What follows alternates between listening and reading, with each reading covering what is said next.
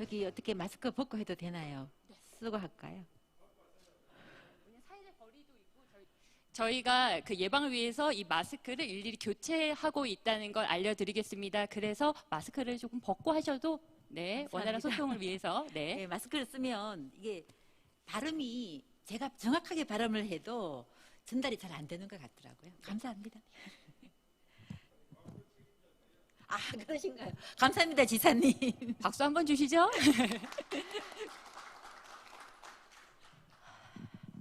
예, 안녕하십니까.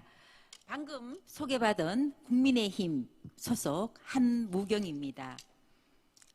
아직 국회의원보다는 기업인 또는 여성경제인이라는 호칭이 더 익숙한 초선 의원입니다. 먼저 코로나19 상황에서도 이런 귀중한 자리를 준비해 주신 이철우 도지사님, 그리고 김정호 한국경제신문사 대표님, 배진석 경상북도의회 기획경제위원장님, 조정문 경북상공회의소 회장님, 그리고 코로나19 상황 속에서도 철저한 방역으로 안전한 토론회 장을 마련해 주신 관계자 여러분께 깊은 감사의 마음을 전합니다. 아울러 제가 많은 기업인들을 대신해서 2020 경북형 신산업 스케일업 컨퍼런스에서 그간의 경험을 말씀드릴 수 있는 기회를 주셔서 다시 한번 감사의 마음을 전합니다. 저는 국회에서 산업통상자원중소벤처기업위원회 그리고 국민의힘 중소기업위원장으로서 그동안 제가 기업 경영 일선에서 직접 체험하고 느꼈던 다양한 중소중견기업 정책을 꼼꼼히 챙길 겁니다.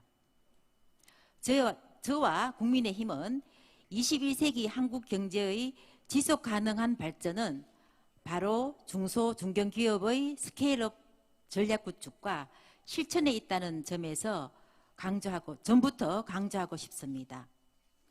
1960년대와 70년대 대기업 중심의 경제발전 전략에서 이제 중소중견기업 육성 지원 전략으로 한국 경제의 성장 패러다임 전환을 준비하겠습니다. 우리 스스로 자문해 보아야 합니다. 20세기 가장 영향력 있는 발견, 발명, 창조가 무엇이었나? 그것은 항생제와 같은 과학적 발견, 컴퓨터와 스마트폰과 같은 기술 발명, 민주주의와 시장경제의 이념적 승리라 할 것입니다. 그렇습니다. 과학과 기술 그리고 사상과 윤리적 변화가 있었습니다. 그렇다면 21세기의 큰 변화는 어디에서 나올 것인가? 우리 모두가 관심 있게 고민해야 할 대목입니다. 먼저 21세기 초입의 세계 경제는 불확실성 시대였습니다. 중국이 우습게 치고 나오고 있습니다. 1978년 시장 개방 이후 2008년 북경 올림픽과 글로벌 금융위기를 거치면서 중국은 2025년 미국을 넘어서겠다는 꿈 같지 않은 꿈 얘기를 하고 있습니다. 이미 2010년에는 세계 경제의 2위였던 일본을 제쳤습니다. 2015년 반도체 굴기라는 정책을 수립하여 2025년까지 반도체 기술 자립도 70% 달성을 목표로 중국 정부 예산 1조 위안, 약 170조 원을 투자하고 있습니다. 화웨이의 5G 기술은 어떻습니까? 중국의 급부상은 2차 세계대전 이후 안정적 질서를 잡아가던 미국을 비롯한 서구 선진국 중심의 산업경제 체제에 일대 변화를 가져올 수밖에 없었을 겁니다. 한국 경제는 당연히 이런 변화에 맞설 것인지 순응할 것인지에 대한 판단을 전략적으로 고민해야 합니다. 그 기준은 바로 우리 대한민국의 국가 이해관계가 무엇인가에 대한 해답을 가지고 있어야 한다는 점입니다. 이미 21세기 열차가 정거장에서 빠져나가고 있는데 과연 우리는 이 열차에 올라타야 할지, 어떻게 올라타야 할지, 이 열차가 막차가 아니라 또 다른 열차가 있는지, 아니면 이 기차를 놓치면 다시는 기회가 없는 막차인지 등에 대한 일단의 고민이 그 시작이 될 겁니다. 그간 인류 역사는 수많은 기아와 질병의 사례들로 채워져 있었습니다. 최근 코로나19는 어쩌면 중국을 비롯한 신흥개도국의 경제 발전과 함께 기후변화 등에 맞물려 극지가 개발되면서 출몰할 다양한 팬데믹의 시작일 수도 있습니다. 빌 게이츠는 이미 10여 년 전에 이 점에 대해 강조한 바가 있습니다. 누구도 그 시기는 정확히 예측하지 못하지만 누구나 이러한 팬데믹 현상이 자주 그리고 빈번하게 나타날 수 있다는 점에 대해서는 공감할 수 있습니다. 그간 백신의 개발은 평균 10년에서 15년이 걸렸습니다. 가장 빨리 개발된 백신이 5년 만에 개발된 에볼린 백신이었습니다. 과연 내년 초 코로나19 백신과 치료제가 나올 것인가? 여기에 선뜻 그렇다라고 답할 수 있는 과학자나 의료진들은 그리 많지 않을 것 같습니다. 지금까지 알려진 바로는 그 시작도 우연인지 모르지만 중국 우한이었습니다. 지금까지 성장 중심의 정책에 따르면 경제 성장은 무엇이든 다 좋은 것이라 했습니다. 20세기 후반부는 성장을 위해 윤리적 불일치나 정치 경제적 쟁점은 잠시 접어두고 그게 무엇이든 장기적 성장을 최대화하는 행동 방침과 기준을 따르라고 강조하는 시대였습니다. 더 많이, 더 좋게라는 신념과 가치는 개인, 기업, 정부에게 경제 성장에 방해가 되면 그것이 무엇이든 무시할 수 있는 면책 특권을 주게 되었습니다. 그 결과 경제 성장을 위해 핵가족 시대 가족 간의 유대감은 약화되었고 부모와 떨어져 사는 삶이 당연한 것이 되었으며 지금은 간병인조차 수입해야 하는 상황까지 내닫고 있습니다. 시대는 계곡의 급류처럼 변화하고 있습니다. 저는 지난 5, 6년 전부터 한국 산업은 중대한 구조조정이 필요하다고 강조해 왔습니다. 지금의 코로나 시대 이전에도 AI와 로봇, 빅데이터를 중심으로 하는 4차 산업혁명이 전 세계적으로 교역을 축소시키고 세계 각국이 자국시장을 중심으로 수렴될 것이라고 얘기해 왔습니다. 1980년대 중반 소위 레이거노믹스라는 신자유주의의 시장경제체제에서 21세기 전환기에는 보호주의적 각자 도생의 새로운 변화가 불가피하다고 말씀드렸던 것입니다. 기업을 둘러싼 환경은 언제나 가혹했었습니다. 그래서 변화에 맞게 스스로가 변해나가지 않으면 안 되는 생태계가 된 것입니다. 잠시도 변화를 멈출 수 없고 주변 여건의 변화에 날카롭고 기민하게 대응해 나갈 수밖에 없습니다. 어떻게 보면 변화를 주도하면 주인이 되지만 웬만한 기업은 오히려 변화에 쫓기기 십상입니다. 제가 IMF 직후인 1998년 자동차 부품 중에서 전통 산업인 기계가공 분야에 발을 들여놓았을 당시만 해도 이 분야를 기반으로 사업 규모를 키워나갈 수 있으리라고 생각했었습니다. 당시 이미 생산 중이던 품목군에 사륜구동 동력을 전달하는 프로펠러 샤프트 신산업 부분을 추가하기 위해 독일 기업을 수차례 찾아가 사정사정해서 기술 제휴를 맺었습니다. 하지만 6, 7년이 지나자 전기 자동차의 등장으로 전통적인 자동차 부품인 디스크, 너클, 프로펠러 샤프트 시장이 아예 없어질 수 있다는 위기의식이 생겼습니다. 그러면 무엇이 살아남을까? 뭘 해야 될까? 그래서 2006년 말에 내비게이션 시장에 진출했습니다. 왜? 길을 찾는데 편리하니까. 이 사업은 전기 자동차에도 적용될 것이고 시장이 계속 살아남을 것이라고 생각했기 때문입니다.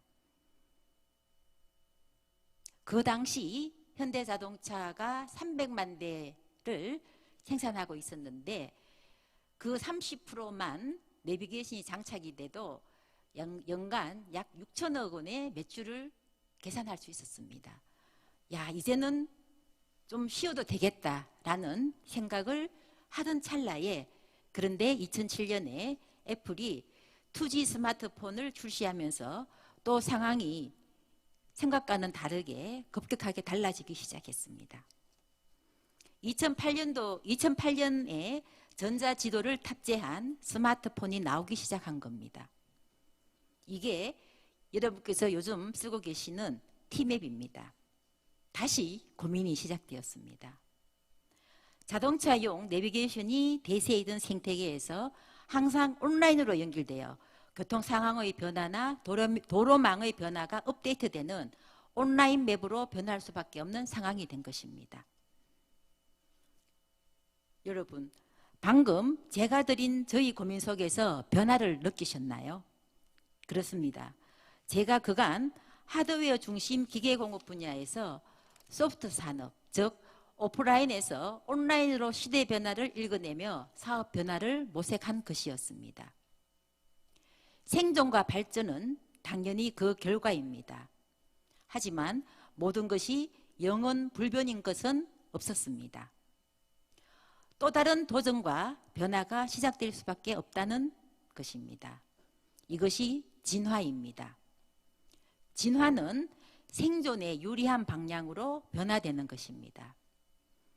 자전거의 앞바퀴가 변화에 적응하고 새로운 길을 개척하는 데 가이드 역할을 한다면 그 앞바퀴가 간 길은 반드시 뒷바퀴가 따라가게 되어 있습니다. 우리 몸은 이 두 바퀴와 자전거의 프레임에 얹혀서 균형을 유지할 때 쓰러지지 않고 달려갑니다. 이제 저희는 일정 부분 전자 관련 하드웨어는 중국이나 개도국에서 수입하고 그 용기 안에 담게 되는 커넥티드 소프트에 중점을 두고 있습니다. 아무래도 일반적인 상황에서 하드웨어는 규모의 경제, 즉 많이 생산하는 국가가 가격 경쟁력을 가질 수밖에 없습니다. 음식점으로 말하면 예쁜 용기는 외부에서 구입하고 주인은 음식을 맛있게 만들어서 예쁘게 플레이팅하는 쪽으로 변화를 모색하게 된 것입니다. 가까운 미래의 산업 환경은 결국 이렇게 변화하게 될 것입니다. 머지않은 장래에 인공지능과 로봇이 산업 현장에서 생산을 담당하게 될 겁니다. 사무직도 예외는 아닙니다. 이렇게 되면 국제무역의 주요 요소인 노동력의 차이, 즉 숙련 노동과 비숙련 노동의 차이가 없어지게 됩니다. 정확한 데이터를 로봇에게 전달하면 숙련 노동자와 똑같은 생산이 이루어질 수밖에 없을 겁니다. 이미 일본에서는 로봇 호텔, 로봇 바리스타가 현실에서 사용되고 있고 미국과 홍콩 등 주요 금융시장에서는 인공지능과 로봇이 주식 투자를 하고 있다는 걸 여러분들도 잘 알고 계실 겁니다. 미래 역사학자인 유발 하라리는 세계를 바꾸려는 변화들은 대개 역사를 다시 쓰기에서 시작한다고 했습니다. 그렇다면 우리의 미래 산업, 특히 사업을 하는 우리 기업가들에게 신산업이란 어떤 의미를 가지는 것일까요? 먼저 기업가들은 경영인과 다릅니다. 기업가들은 변화를 창조하지만 경영인들은 변화를 창조하기보다 변화를 이해하고 순응하려고 노력하는 것입니다. 미래의 한 측면에서 보면 자동차 산업에서 특히 여러 변화가 나타나고 있다는 걸 볼 수 있습니다. 예컨대 로컬 모터스는 3D 프린트를 이용하여 고객이 원하는 자동차를 만들어줍니다.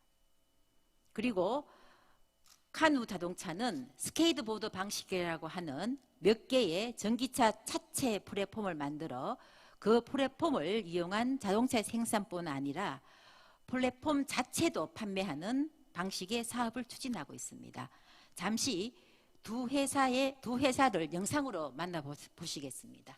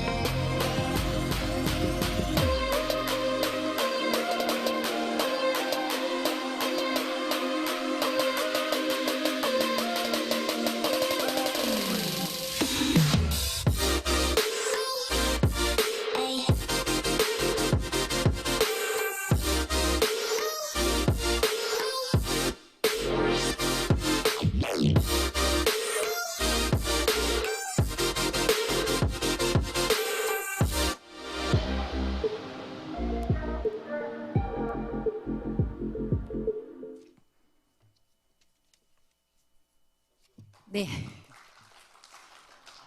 이렇게 빠르게 자동차 산업이 변화하고 있습니다. 지금 쌍용 자동차 인수를 추진하고 있는 하하 오토모티브 홀딩스도 자동차를 하드웨어로만 보지 않는 것 같습니다. 이제 세계 자동차 시장, 특히 중국의 경우에는 세계 유수의 부품 생산 업체가 중국 현지에 진출해 있고 기술 수준 역시 급격히 상승하고 있다고 보고 있습니다. 이런 추세라면 조만간 세계 엔진 자동차, 특히 전기차 시장에서는 더욱 빠르겠지만 품질 수준도 보편 평준화되리라고 생각을 하고 있는 것 같습니다.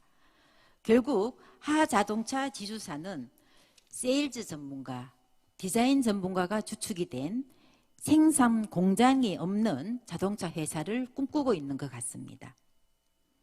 북미 현지에 맞는 디자인, 세일즈 네트워크를 활용하여 중국의 체리 자동차의 플랫폼 위에 북미 시장 고객이 요구하는 디자인과 전장 제품을 얹어서 만든 자동차를 독자적인 브랜드로 판매하려고 하는 계획을 가지고 있는 것 같습니다.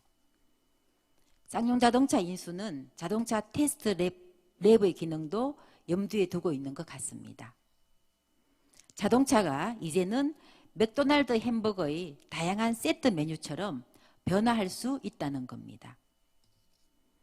자율주행 역시 미래 자동차 기술과 시장의 큰 화두가 될 것입니다. 완전 자율주행은 아니더라도 레이더와 카메라를 이용한 AEB, 긴급 제동 장치, ACC, 정속 주행 장치는 대형 화물차와 실버 운전자들에게 아주 유용하게 이용될 겁니다. 이런 사람들은, 어떤 사람들은 이제 자동차는 더 이상 타는 것이 아니라 움직이는 컴퓨터라고도 이야기하고 있습니다. 이처럼 과거의 개념이 아니라 미래의 개념에 집중하는 것, 생명기술과 정보기술이 합쳐지면서 사상 최대의 도전에 직면할 수 있다는 점, 데이터를 가진 자가 미래를 차지한다는 점 등이 바로 21세기 인류가 직면할 변화와 도전일 것입니다. 포스트 코로나 역시 많은 변화를 가져올 것입니다. 온라인 쇼핑인 경우 이제 거의 보편적인 구매 수단이 되고 있습니다. 줌과 같은 화상회의, 온라인 서비스도 활성화되고 있습니다. 2011년 4월 21일 날 창립되어 불과 1년 전인 2019년 4월 14일 나스닥에 상장될 때 주당 65달러였던 줌이 이제는 570불을 넘어서려고 합니다. 개인은 물론이고 투자금융사, 정부연기금 등이 주식 투자를 하려면 이런 기업을 찾아야 할 것이고, 이런 기업을 등장시키기 위해서는 시대의 변화를 선도할 수 있도록 기업 환경이 구축되어야 합니다. 여기서 말하는 기업 환경이란 교육, 금융, 지원 및 세제 등 모든 것을 포괄합니다. 저는 포스트 코로나 이전부터 미래의 유망 신산업을 몇 가지로 정리해 왔습니다. 첫째로 브랜드 비즈니스입니다. 삼성, LG, 에르메스 등 널리 알려진 브랜드는 그 브랜드 스스로가 사업 기회를 확보하게 할 것입니다. 여러분 스스로도 규모가 작더라도 소비자에게 잘 알려진 범용 브랜드를 만들고 정착시킬 수 있다면 그 스스로가 사업 기회가 될 것입니다. 둘째, 인공지능, 빅데이터 산업입니다. 데이터가 누적해서 쌓이고 AI를 통해서 유효한 분석 툴이 제공된다면 그 사업은 지속적일 수밖에 없을 겁니다. 여러분들이 잘 아시는 IBM의 의료 진단 시스템인 왓슨의 경우가 그 예가 될 수 있을 것입니다. 유능한 의사들의 특정 질병에 대한 진료 데이터를 지속적으로 수집하여 특정 질병 내에서의 증상을 세분화하고 유효한 치료 방법을 제시하는 능력은 개별 의사의 한계를 점차 뛰어넘을 수 있을 겁니다. 중국의 지방 의대 경쟁력과 우리나라의 유명 대학의 병원의 경쟁력이 가까운 미래에 누가 더 우위에 있을까요? 규모의 경제가 빅데이터의 인프라는 점에 주목해야 될 것입니다. 이런 거대한 분야가 아니더라도 우리 주변에서는 이런 사업 기회는 많이 있습니다. 세 번째가 온라인 네트워크, 플랫폼입니다. 말 그대로 하나의 플랫폼이 소비자에게 친숙해지면 그 플랫폼 위에 다른 상품군을 더하는 것은 아주 쉬워집니다. 이것은 소위 범위의 경제입니다. 하나의 브랜드와 플랫폼 위에서 수많은 연관 상품과 서비스가 개발될 수 있기 때문입니다. 네 번째가 소재 산업입니다. 예를 들면 수소 연료 전지에는 백금 촉매가 사용되고 있어서 수소차 가격이 비쌀 수밖에 없습니다. 그러나 니켈이나 다른 소재를 활용하여 이것을 대체할 수 있다면 그 상업성은 대단히 클 것입니다. 원자재를 보유하고 있지 않은 우리나라 같은 경우 철강 산업보다 소재 산업 육성이 보다 중요하게 육성되어야 할 것입니다. 5번째, 실버 관련 산업입니다. 선진국의 초고령화 추세는 물론이고 한국, 중국, 일본 모두가 고령화 사회로 급속하게 진입하고 있습니다. 이들의 소비 패턴은 M세대, Z세대, X세대와는 다르다는 점입니다. 이들의 소득 수준은 높을 수 있다는 점에서 주목해야 할 것입니다. 앞서 말씀드린 자동차 산업에서는 자율주행 기능 중의 하나인 긴급 제동 장치 같은 경우 보급이 확산될 것입니다. 6번째는 각국의 유니크한 산업입니다. 각국의 기후, 토양, 인재 등 재반 여건이 적합한 산업 기회를 대내외적으로 확대해야 할 것입니다. 예를 들면 우리나라의 우수한 청년 인재를 활용한 해외 창업 지원을 통해 우리나라가 해외로 뻗어나갈 수 있는 경쟁력 기반을 확대하는 것도 그 예가 될 것입니다. 그리고 종묘 산업의 육성 또한 마찬가지일 겁니다. 우리나라의 토종 종묘 산업이 다시 한번 부활이 된다면 저는 개인적으로 굉장히 경쟁력을 가질 것으로 생각을 합니다. 우리나라 토종 종묘는 병충해에 굉장히 강하다고 합니다. 그래서 저도 지금 종묘 산업에 대해서 지금 많은 관심을 가지고 좀 들여다보고 있습니다. 7번째, 기업 간 협업이 보다 적극화돼야 됩니다. 제가 몸담았던 회사의 경우 소프트웨어의 강점을 기반으로 다른 나라의 하드웨어 기업과 협력하여 새로운 경쟁력 있는 제품을 현재 만들고 있습니다. 이제는 대기업도 R&D, 우수한 제조 능력 등 모든 것을 갖춘 중소기업을 협력회사로 하기보다는 우수한 한 가지 능력을 보유한 회사를 축으로 한 공급 체인을 갖추려는 노력이 중요해지고 있습니다. 예를 들면 R&D, 품질 관리 능력을 갖추고 있으면 제조 공정은 외주를 통해서 관리해도 무방할 것입니다. 앞으로 엔진 자동차에 비해 모터, 배터리 등으로 단순해질 전기차 산업에서는 국제적으로 기업 간 협업이 보다 강해질 것으로 보여집니다. 말씀드린 7가지 이외에 요즘은 언택트가 화두가 되고 있는데 지금은 이것은 금년부터 시작된 코로나의 영향입니다. 요즘은 기원 전 BC, 기원 후 AD를 비포 코로나, 애프터 디스턴싱이라고 하는 것처럼 사람의 생활과 사고방식의 자체가 변화하는 것에 주목해야 될 것입니다.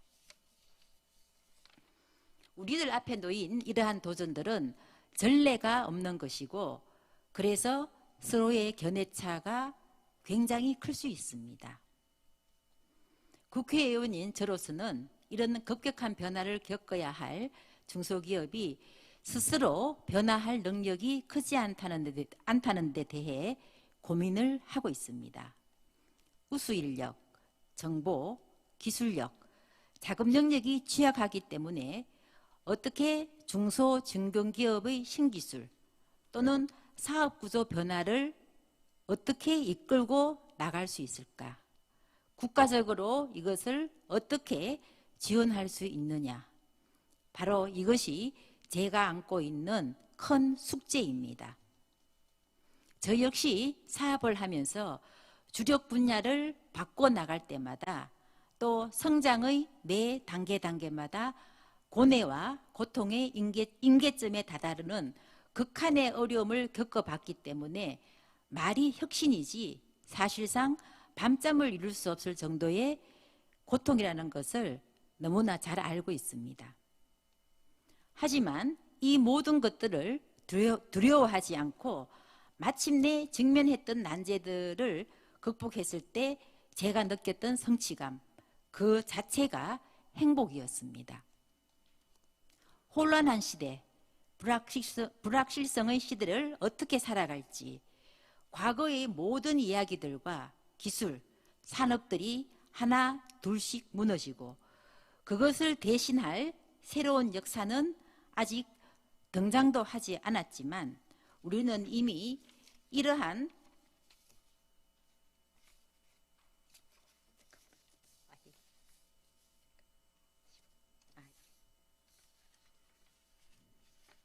죄송합니다. 제가 이게 하다 보니까 그냥 우리는 이러한 시대를 전화위복으로 삼을 수 있다는 역사적인 경험을 온전히 믿어야 할 것입니다. 우리는 앞으로도 계속 한국 경제를 운영하고 세계 속에 대한민국의 의미를 부여해 나가야 합니다. 저는 우리들 DNA 속에 도덕과 예술, 창의성과 노마드의 개척 정신이 보편적 능력으로 갖춰져 있다고 믿습니다. 이 모든 것들은 우리 대한민국의 국가적 이해관계에 철저하게 맞춰져야 한다고 믿습니다.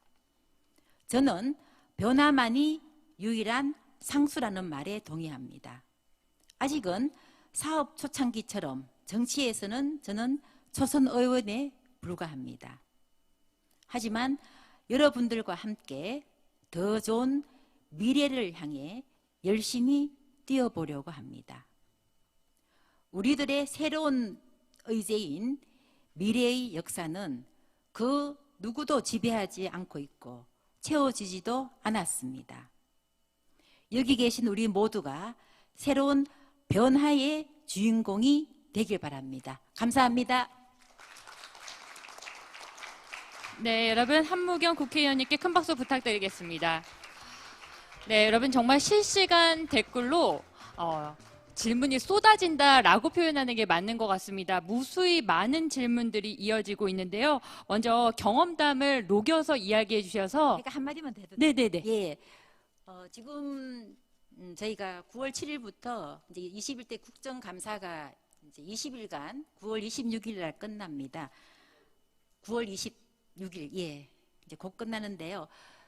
저희 103명의 국민의힘 의원들 많이 준비하고 있고 또 거대 여당을 향해서 많이 우리 야당으로서의 선명성을 보이기 위해서 많이 노력을 하고 있습니다. 근데 그 부분이 우리 국민들에게 비춰주는 부분이 크지 않아서 저는 정말 국감이 끝나고 나면 굉장히 속도 상하고 어떨 때는 이거 어떡하냐 하고 그냥 참 혼자 걱정도 많이 하는데요.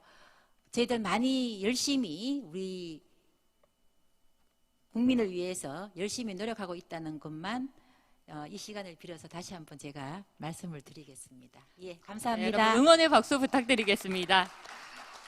네, 의원님 정말 많은 댓글들이 의원님 잠시만요. 네, 잠시만요. 네, 많은 댓글들이 있었는데요. 특히나 오늘 스케일업의 성공으로 불확실성을 확실성으로 이야기를 듣고 나니 확실성으로 만들 수 있을 것 같다라는 희망적인 댓글들이 굉장히 많았습니다. 제가 질문이 쏟아진다라고 표현을 했는데요. 시간이 조금 지났지만 귀한 말씀을 해주셔서 그 중에서 한 가지만 한번 여쭤보는 게 어떨까 싶습니다. 괜찮으시죠? 네, 한 가지 질문을 드리도록 하겠습니다. 어떤 질문이 나올지 혹시 앞에 화면에 질문 좀 띄워주실 수 있을까요? 네, 의원님 보시고요. 네, 의원님께서 직접 창업을 하셔서 사업 경험이 풍부하고 그동안 성공 CEO로서 청년 창업에 굉장히 관심이 많으신 걸로 알고 있는데요. 국내 청년 스타트업이 스케일업하기 위한 글로벌 진출, 지원 사업이 굉장히 또 궁금하신 것 같습니다. 정부의 지원책이나 혹은 고려해야 할 사항이 있다면 말씀 좀 해주실까요? 예, 지금 현재 우리나라 같은 경우에 이제 성장이 이제 저성장 시대로 들어가다 보니까 특히 청년의 어떤 그 취업 문제가 굉장히 지금 문제가 되고 있습니다. 그래서 저는 개인적으로 우리 나라의 청년들은 다른 나라의 청년 못지않게 능력이 있다고 생각을 합니다. 그래서 이 청년들이 국내에서 국내 창업을 해도 되지만 좀 더 기업을 키우기 위해서는 해외 창업을 굉장히 저는 장려를 하는 편이고요. 그래서 이번에 제가 개인적으로 해외 청년 창업 지원의 법을 발의를 해놓고 있습니다. 근데 이걸 해놓고 보니까 이게 이제 우리 여기 그 투자구청 저기 자유구청장님 나오셨던데요. 이게 청년 창업이 국내 창업은 괜찮은데 국내 창업은 이제 중소기업 지원법에 포괄되어 있기 때문에 여러 가지 지원을 받을 수가 있다고 합니다. 근데 해외 청년 창업은 이게 해외 투자이기 때문에 해외 투자 촉진법에 따라서 이게 지원이 돼야 되니까 이 법을 다시 산자부하고 재정법으로 의논해야 된다는 그런 지금 어려움이 있어서 제가 이 국감이 끝나면 제가 한번 그 법무팀에 다시 한번 이걸 산자부하고 잘 의논을 해가지고요. 우리 청년이 해외에 창업을 할 수 있도록 창업을 했을 때 우리나라가 좀 지원할 수 있는 방법을 다각도로 지금 연구를 하고 있고요. 제가 최근에 우리 스타트업 한 친구들과 간담회를 몇 번 가졌는데요. 그 친구들이 하는 이야기가 이미 한국은 이 시장 규모가 작기 때문에 굉장히 어떤 분야든 경쟁이 치열하다고 합니다. 그래서 이 기업의 네임밸류를 높이기 위해서는 이 해외에 나가는 것이 굉장히 중요한데 해외에 나가려고 하니까 여러 가지 어떤 문화적인 측면 그리고 심지어 어떤 이렇게 보안에 대한 문제 그리고 어떤 이 안전에 대한 문제 이런 것 때문에 굉장히 두려움이 많다라는 이야기를 많이 했습니다. 그래서 저는 개인적으로 이번에 국감이 끝나면 외교부와 그리고 중기부와 산업부와 그리고 과학기술부와 같이 협업해서 우리 청년들이 좋은 아이템을 가지고 해외에 창업을 하면 최소한 우리나라 국민으로서 이 해외에 우리나라 경제 영토로 넓힐 수 있도록 그렇게 많이 도움을 주는 것으로 노력을 하겠습니다. 네, 말씀 감사합니다. 여러분 기조연설과 따뜻한 조언의 말씀을 해주신 한무경 의원님께 큰 박수 부탁드리겠습니다.